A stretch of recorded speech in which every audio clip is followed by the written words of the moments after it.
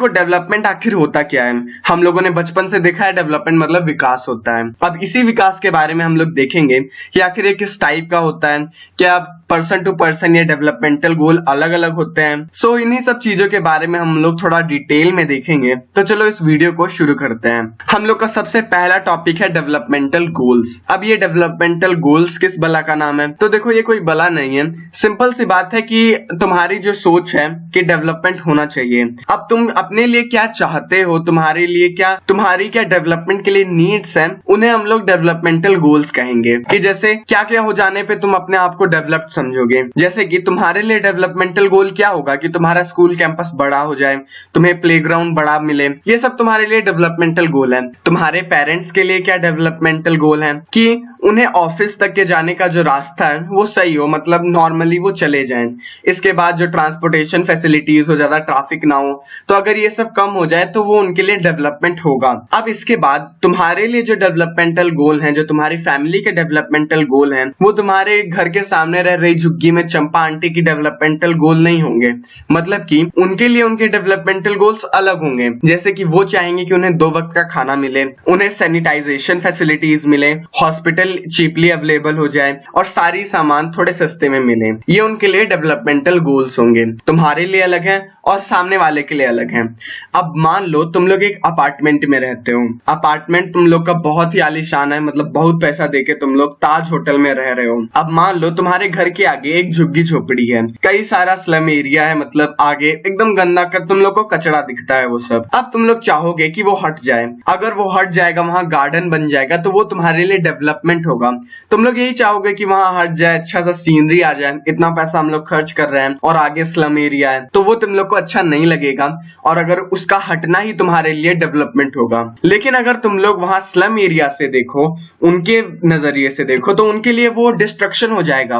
तुम्हारे लिए जो डेवलपमेंट है वो उनके लिए डिस्ट्रक्शन है। एक और एग्जांपल लेते हैं। मान लो किसी एरिया में डैम बन रहा है, वहां पर जहां पर डैम बनना है वहां पर कई ट्राइबल लोग, आदिवासी लोग, मतलब कई लोग रह रहे हैं। तुम लोग समझ रहे होगे, इमेजिन कर रहे होगे कि वहां पर मान लो आदिवासी टाइप के लोग रह रहे हैं जो कि वहीं से अपना जीवन यापन करते हैं। अगर वहां पर डैम बनता है तो वहां की आसपास की सिटीज को प्रॉपर वाटर सप्लाई मिलेगा, तो वो सिटीज वालों के लिए डेवलपमेंट होगा। लेकिन वहां पर रह रहे जो ग्रामीण लोग हैं, जो गांव के लोग हैं, जो उसी एरिया में रहते हैं, उनके लिए तो ये डिस्ट्रक्शन होगा, क्योंकि उनका घर उजाड़ा जाएगा, उन्हें डिस्प्लेस किया जाएगा कहीं और, उनको थोड़ी मोड़ी सी जगह दी जाएगी, पता नहीं वो सेट होंगे कि नहीं। मतलब कि कुल मिलाकर उनके लिए डिस्ट्रक्शन होगा, क्योंकि वो जहां रह रहे थे अब उन्हें वहां से हटा दिया जाएगा। इसका मतलब तुम लोग ये समझ चुके होगे अब कि ये जरूरी नहीं है कि किसी के लिए जो डेवलपमेंट हो वो दूसरे इंसान के लिए भी डेवलपमेंट हो।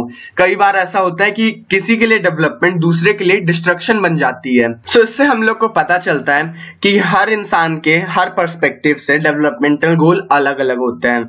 जैसे कि भल्लाल देव के लिए राजा बनना ही डेवलपमेंट था, लेकिन माहेश्मती की जनता के लिए वो तो डिस्ट्रक्शन बन गया। चलो एक और एग्जांपल देता हूँ। बाहुबली को राजमहल से निकाला गया, उसके लिए डिस्ट्रक्शन था, लेकिन उसकी वजह से वहां की जनता का तो डेवलपमेंट हो गया। उत्सव की तैयारी करो। मतलब तुम लोग इससे रिलेट कर सकते हो। अब गवारों इसको एग्जाम्पल में मत लिखना। एग्जाम्पल तुम लोग डैम का दे सकते हो।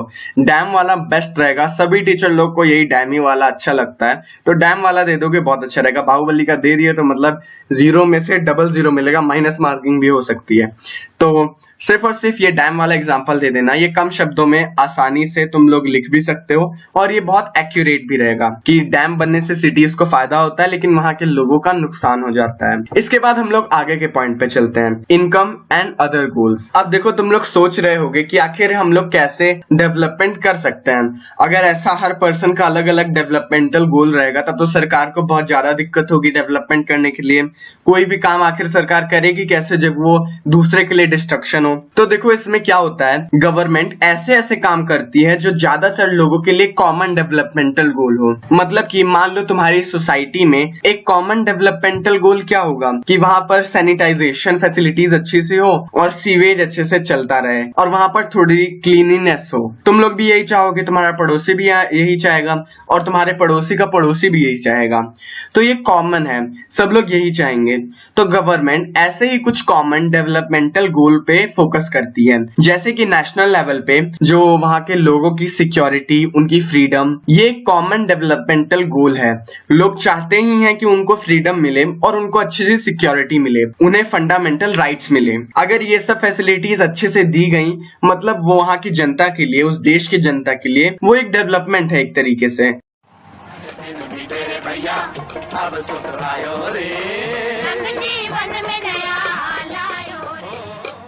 उससे और नीचे लेवल पे आओ, स्टेट लेवल पे आओ, तो स्टेट लेवल पे लोग क्या चाहेंगे कि मेरे स्टेट पे हॉस्पिटल्स अच्छे से बने, वहां पर बाल बच्चा लोग को पढ़ाने के लिए स्कूल्स अच्छे से बने हो। तो ये सब एक कॉमन डेवलपमेंटल गोल होगा स्टेट लेवल पे। इसके नीचे ही जैसे तुम जाओगे एक सोसाइटी, एक डिस्ट्रिक्ट पे जैसे जाओगे, वहां पर सैनिटाइजेशन फैसिलिटीज अच्छे से हो, सीवेज डिस्पोजल अच्छे से हो, ये सब एक कॉमन डेवलपमेंटल गोल रहेगा। तो जो गवर्नमेंट रहती है वो ऐसे ही लेवल्स पे काम करती है जिससे कि लोगों को एक डेवलपमेंट मिले और साथ ही साथ बहुत कम डिस्ट्रक्शन हो। जैसे कि मान लो अगर तुम लोग रोड बना रहे हो, तो रोड बनाओगे तो किसी के जमीन पे बनाओगे, उसको वहां से डिस्प्लेस करना पड़ेगा। हाईवेज, नेशनल हाईवेज बनाते वक्त हजारों लोगों को डिस्प्लेस किया गया था उनके जगह से, लेकिन इसका बेनिफिट हम लोग को आज पता चल रहा है कि वो हजारों जगहों को, हजारों सिटीज, लाखों सिटीज को एक साथ जोड़ते हैं हाईवेज।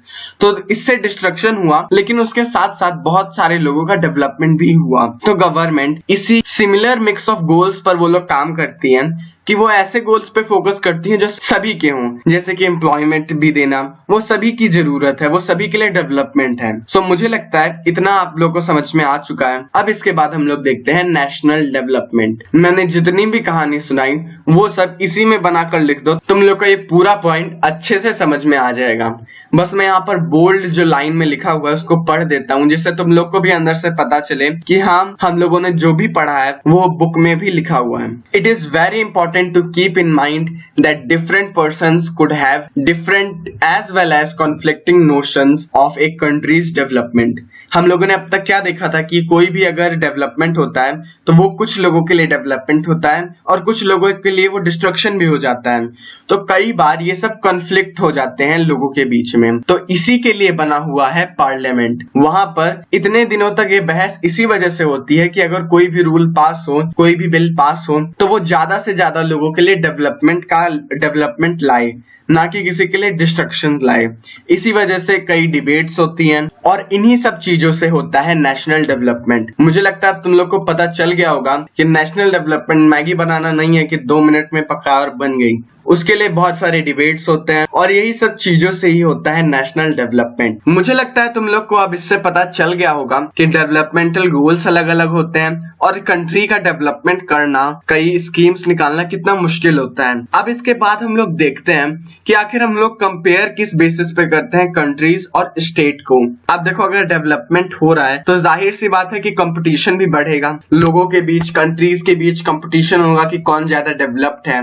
तो उसको आखिर हम लोग कंपेयर कैसे करेंगे, कि कैसे पता चलेगा कि यूएसए हम लोग से ज्यादा डेवलप्ड है या फिर केरला हम लोग से ज्यादा डेवलप्ड है। तो उसके लिए हम लोगों के पास है पर कैपिटा इनकम। देखो, स्टार्टिंग में कुछ लोगों ने सोचा कि अगर हम लोगों को किसी कंट्री का डेवलपमेंट निकालना है तो हम लोग वहां के लोगों की इनकम निकाल लेते हैं। Income is directly proportional to development. अब देखो, इसमें क्या होता है, हम लोग ये निकालते हैं कि आखिर किसी भी कंट्री का पर पर्सन एवरेज इनकम कितना है, मतलब एक इंसान एवरेज में कितना कमा लेता है किसी भी कंट्री में। Total income divide by total population, इससे आप लोगों को पता चल जाएगा कि आखिर एक इंसान एवरेज में कितना कमा लेता है। अब इसके कुछ कॉन्फ्लिक्ट्स भी थे, इसके कुछ डीमेरिट्स भी थे, कि जैसे कि आप लोग ये नहीं बता सकते हो कि किसी भी कंट्री में वहां पर क्या प्रोपोर्शनली सारी चीजें बटी हुई हैं, या फिर कोई इंसान है जो बहुत अमीर है या फिर कोई इंसान है जो बहुत गरीब है। इससे ये नहीं पता चलता। जैसे कि तुम लोग इधर देख रहे होगे कि 4 कुर्सी पे 5 लोग आराम से बैठे हुए हैं, वहीं पर यहाँ पर 6 कुर्सी होने के बाद भी 4 कुर्सी एक ही इंसान आराम से कुंभकर्ण टाइप लेटा हुआ है। यह हमें क्या दिखाता है कि इस कंट्री में जो भी लोग हैं वो आराम से जी रहे हैं, इसमें रिच और पुअर कोई नहीं है, सब लोग इक्वल हैं और सब लोग आराम से जी भी ले रहे हैं जितना उनके पास प्रॉपर्टी है उसमें। लेकिन इसमें एक ही इंसान के पास इतनी ज्यादा प्रॉपर्टी, इतना पैसा आ चुका है कि बाकी इंसान को भी प्रॉब्लम हो रहा है और उसको ऐसी ऐसा है। सो इससे पर कैपिटा इनकम से हम लोग ये पता नहीं लगा सकते हैं कि आखिर वहां की सोसाइटी कैसी है।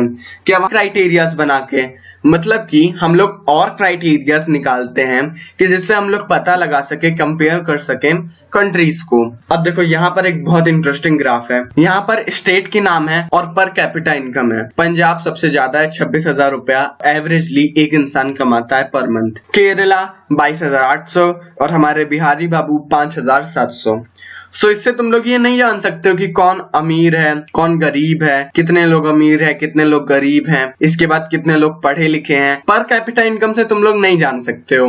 मुझे लगता है इतना तुम लोग को समझ में आ रहा होगा। अगर नहीं समझ में आ रहा है तो प्लीज वीडियो को रिवाइंड करो या फिर पर कैपिटा इनकम वाला जो सेक्शन है उसको पढ़ लो। सो अगर इससे हम लोगों को नहीं पता चल रहा है कि कितने लोग अमीर हैं कितने लोग गरीब हैं, तो आखिर हम लोग उसे पता कैसे लगाएं? तो उसका आंसर हुआ अलग अलग क्राइटेरियाज, जैसे इन्फेंट मोर्टेलिटी रेट बनाना, लिटरेसी रेट बताना, नेट अटेंडेंस रेशियो बताना। अब देखो इन सब के बारे में मैं बता देता हूँ। पंजाब में इन्फेंट मोर्टेलिटी रेट है 49। देखो इन्फेंट मोर्टेलिटी रेट एक प्रोपोर्शन होता है कि पैदा होने के एक साल के अंदर अंदर 1000 में से कितने बच्चे मर जाते हैं। जैसे ये 1000 बच्चों में से पंजाब में 1000 बच्चों में से 49 बच्चे मर जाते हैं। ये है एक इन्फेंट मोर्टेलिटी रेट। इसके बाद केरला में ये 11 है, मतलब केरला में इन्फेंट मोर्टेलिटी रेट कम है, मतलब कि वहां पर ये चांसेस ज्यादा रहते हैं कि बच्चे कुपोषण का शिकार नहीं होंगे, बच्चे एक साल से पहले ही नहीं मरेंगे, उन लोगों की लाइफ रहेगी।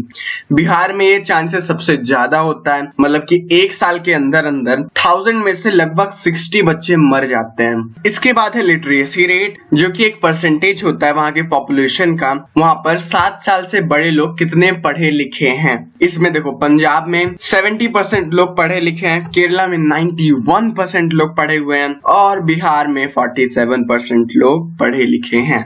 इसके बाद नेट अटेंडेंस रेशियो हम लोग को देखना है। देखो ये परसेंटेज होता है 6 से 10 साल के बीच के जो बच्चे हैं उनमें में से कितने परसेंट बच्चे स्कूल जाते हैं, स्कूल अटेंड करते हैं। तो ये पंजाब में 81% है, केरला में 91% और बिहार में है 41%। मतलब अपना बिहार सबसे नीचे, अपना बिहार सबसे नीचे। इससे ये पता चलता है कि रिंकिया के पापा हंसने में इतना बिजी हो जाते हैं कि उसे स्कूल भेजने का उनके पास टाइम ही नहीं रहता है। हंस दिल रिंकिया के पापा ही हंस दिल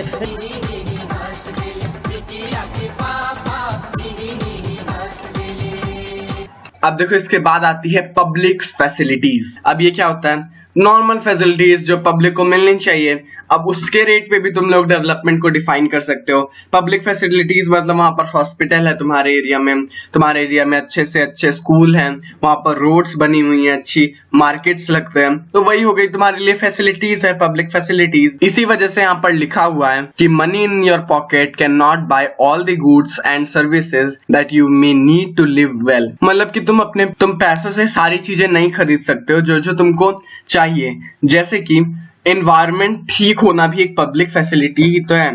मतलब कि अगर तुम्हारा एनवायरनमेंट खराब है, पॉपुलेशन है, पॉल्यूशन है, तो वहां पर तुम रह ही नहीं सकते हो, चाहे तुम्हारे पास चाहे जितना भी पैसा हो। तो उस पर भी गवर्नमेंट ध्यान देती है। पब्लिक सिक्योरिटी और स्कूलिंग फैसिलिटीज, हॉस्पिटैलिटी, ये सारी चीजें पब्लिक फैसिलिटीज के पॉइंट के अंदर आती है, जिसे प्रोवाइड करवाती है हम लोगों की गवर्नमेंट। अब देखो इसके बाद हम लोगों ने अपने स्टेट्स में कंपैरिजन कर लिया। अब हम लोग कंट्रीज में कंपैरिजन करेंगे। कंट्रीज मतलब हम लोग की आसपास की कंट्रीज, जैसे श्रीलंका, म्यांमार, नेपाल, बांग्लादेश और वो कंट्री जिसका हैंडपंप आज भी हम लोग के पास है, पाकिस्तान। इसमें हम लोग को साफ साफ दिख रहा है कि टॉप पर अभी भी श्रीलंका है, जिसको बदलना चाहिए जल्दी। श्रीलंका का per capita income, life expectancy at birth, literacy rate, gross enrolment ratio सबसे ज्यादा है, इंडिया से ज्यादा है। इंडिया का सेकंड लेवल पे है।